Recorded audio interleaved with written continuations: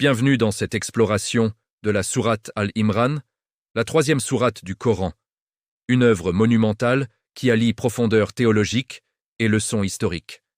Intitulée « La famille de Imran », elle nous transporte au cœur de Médine, à une époque charnière pour la jeune communauté musulmane.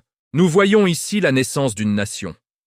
Après l'émigration à Médine, la foi personnelle se transforme en une structure sociale et spirituelle organisée.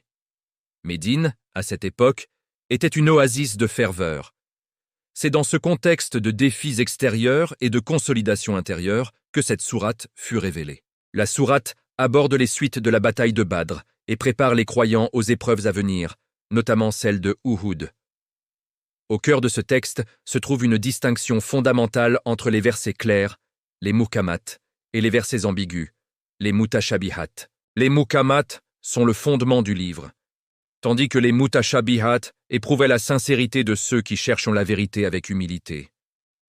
La sourate rend un hommage vibrant à la famille de Imran, choisie par Dieu au-dessus de tout le monde pour sa piété exemplaire. Nous découvrons l'histoire de la mère de Marie qui a consacré son enfant au service de Dieu avant même sa naissance. Marie, figure de pureté absolue, est élevée sous la protection du prophète Zacharie, recevant des provisions miraculeuses dans son sanctuaire. Puis vient l'annonce extraordinaire de la naissance de Issa, le Messie, créé par la parole de Dieu, tout comme Adam fut créé de poussière. La sourate Al-Imran est aussi un pont vers les gens du livre, appelant à une parole commune, basée sur l'unicité de Dieu. Elle invite au dialogue respectueux, rappelant que la religion auprès de Dieu est la soumission totale à sa volonté. Le ton change radicalement avec le récit de la bataille de Uhud, un moment de test intense pour la discipline des croyants. Les archers quittant leur poste malgré les ordres rappellent que l'attrait des biens matériels peut fragiliser les cœurs les plus fermes.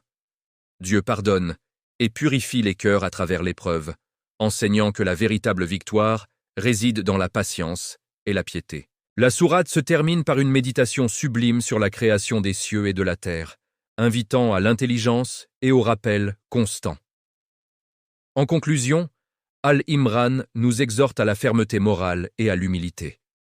Que cette analyse éclaire votre chemin spirituel. À bientôt.